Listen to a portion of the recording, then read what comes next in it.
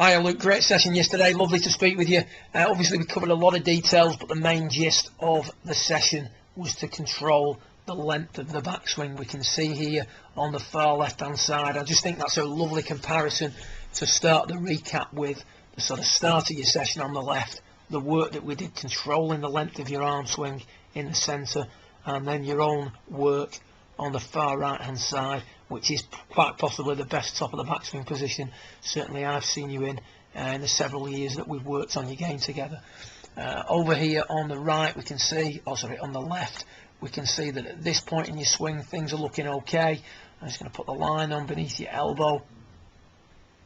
As you approach the top of your backswing, you just go that little bit too far, get a little bit indisciplined with your arm swing, elbow then continues up, arms come off the rib cage, and then from there we've got a cast. We've got to get, remember we talked about the accumulators yesterday, the right arm's got to straighten, the wrists uncocking too early, and that in turn is getting the club too much out in front of you, and you can see as you're coming into impact that right arm straightening far too early.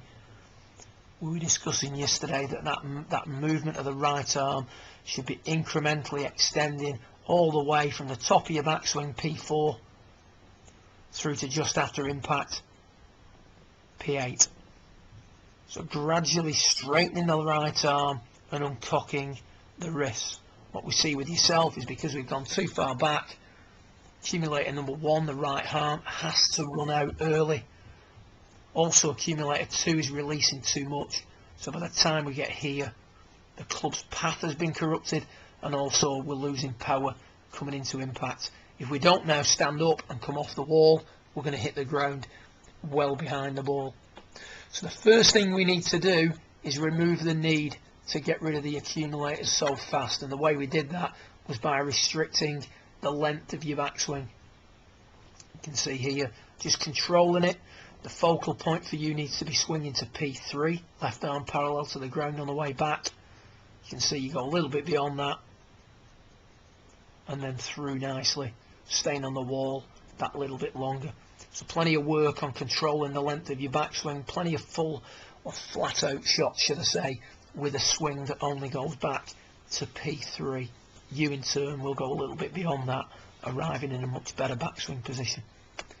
What we see here on the far right was you at the end of your session, and the key thoughts for your heel loop were just to make a super slow backswing